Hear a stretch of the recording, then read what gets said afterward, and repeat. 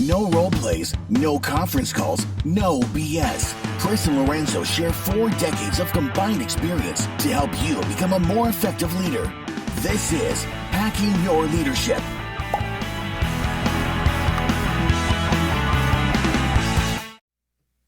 Welcome to Hacking Your Leadership. I'm Chris. And I'm Lorenzo. And welcome to this week's Thoughtful Thursday. Don't forget to follow us on YouTube at Hacking Your Leadership and leave us a review on iTunes. On this Thoughtful Thursday, I want to do something a little different. I came across something on LinkedIn that I thought was pretty funny, and I wanted to go over it with you because I think that if I want to be honest, it's possible that maybe it applied to me at some point in my career. And I want to make sure that if anybody who's listening to this show right now, if it possibly applies to them, that they kind of have it called out a little bit and maybe take steps to change that. I want to go over something that I saw that is a list of nicknames for coworkers. And there's been a couple of these that have kind of circled around over the years, but the one that I saw was a little bit more PG, and so I thought it was more appropriate to talk about on the podcast. These are some nicknames for coworkers that I thought I have worked with every single one of these people at some point. Hopefully not all at the same time for if you're listening out there, but at some point in time, each one of these people. And again, if I have to be honest, it's possible that one of them has been me at some point in time. Lorenzo, have you ever worked with a Kit Kat? A Kit Kat, like the candy bar? Yeah. Someone who's always taking a break. Oh.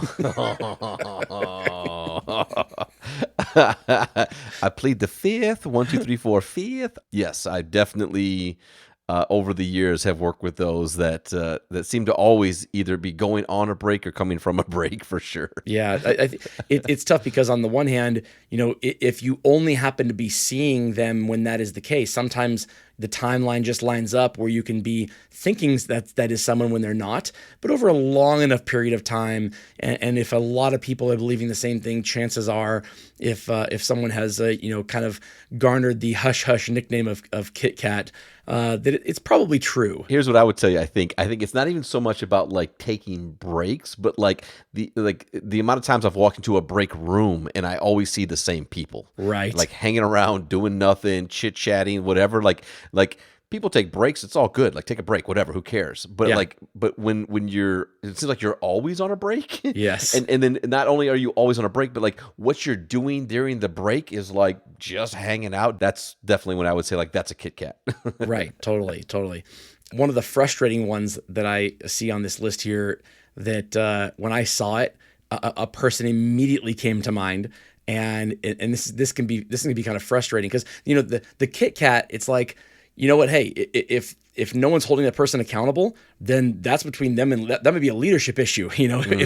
If someone's a Kit Kat and no one's holding them accountable. This next one, Lorenzo, have you ever worked with a motion light? A motion light. Let me. Yeah, it's someone who only works when someone walks past.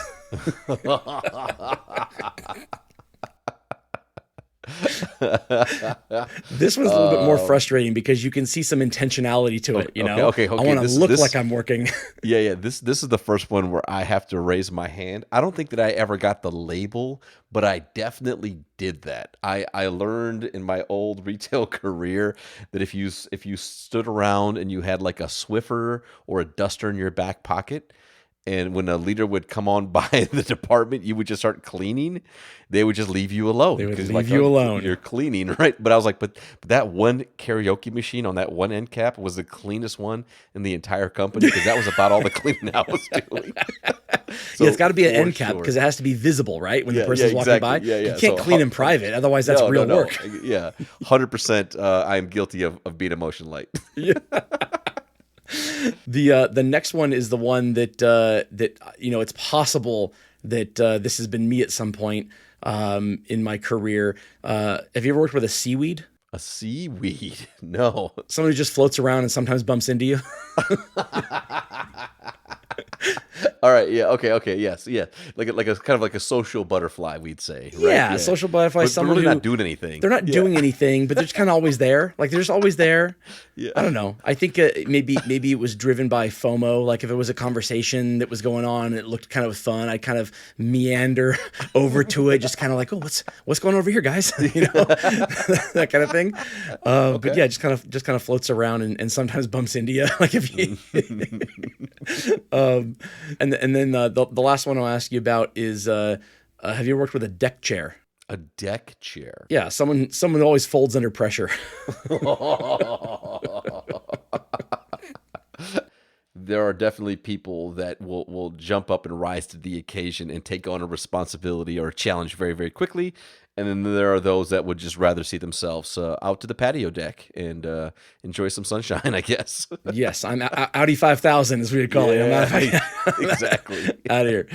So what I want to ask you, Lorenzo, is there anything that you haven't heard on this list that you might have worked with in the past, or is there any coworker you've had who has affectionately garnered a nickname throughout your career? So I want to ask you that, but first I want to give it up to word from one of our sponsors. All right, Lorenzo, tell me about a time when you worked with someone who garnered a nickname and this occurred long before there were nicknames for coworker lists on the internet. Right away, there's somebody that I'm picturing right now, and I'm not going to give any time frame because that might be a dead giveaway for people that know me. But we used to reference them as ET. E.T., like the extraterrestrial? Yes, because they always wanted to go home, no matter what. Like not just phone home, but actually go home. If they opened by 11:30 in the morning, they had a stomach ache. If they Yes. were going to close, there was traffic on the way to work. Like it was anything at all that had them be at home and go home was what it was. And again. We all have to go home at some point. We all get sick. We have things that we have to deal with. I'm saying like, look, I've been there, but like to the point of like, if I was a closing manager and I knew this person was opening, I would just get there and I'd be like, hey, can you give me 30 minutes just to check in with everybody and then you can leave? Like it's Yeah. all I need. And they're like, really? Because I appreciate that. I haven't been feeling. I say, yeah, I know. Et, go home. But yeah, that was that was one of the ones that for sure I guilty as charged around having nicknames. Yeah. I've worked with an ET before. Where I've seen this happen is it's less about finding another ailment. Always has a headache or there's some whatever. Sometimes they run out of reasons. And it's just they want to go home. They're the ones walking up going, "Hey, it seems kind of slow. Can I just leave? Like, am I? Yeah. Do you need me here?" Yeah, it's like, Yes. Like when there's a group of like 2 or 3 leaders in a circle and that person kind of comes over and is like, well, it looks like we got enough coverage today. yeah.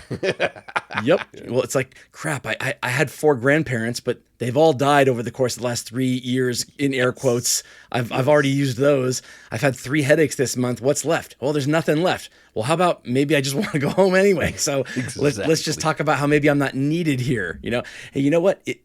If you want to put forth the idea that you're not needed here often enough, eventually people will start to believe you're actually not needed here, which might be what you want.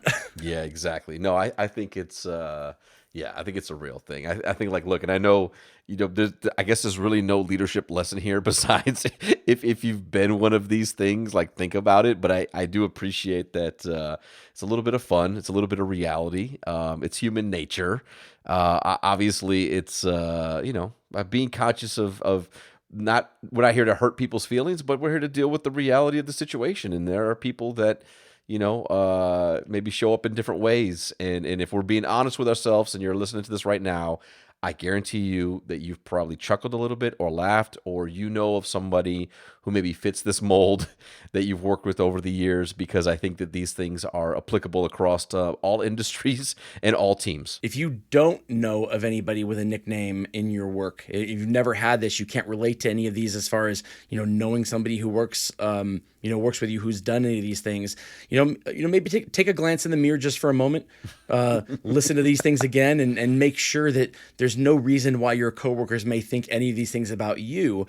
Because again, when I was going through them, there was that one that jumped out at me, and I thought, ooh, that might have been me at some point in time. Believe me, your inner monologue will tell you. If one of these things is possibly you, you should at the very least be taking steps to try to figure out, is this something that you do enough of your day where you want to kind of be able to put down that nickname? Because none of them are great. I mean, they're funny. We can laugh about it, and that's great. And I love that they're funny.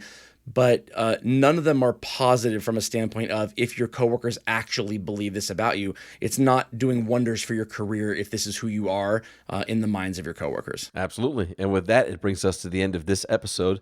This is Hacking Your Leadership. I'm Lorenzo. And I'm Chris. So get home from work early and have a great day.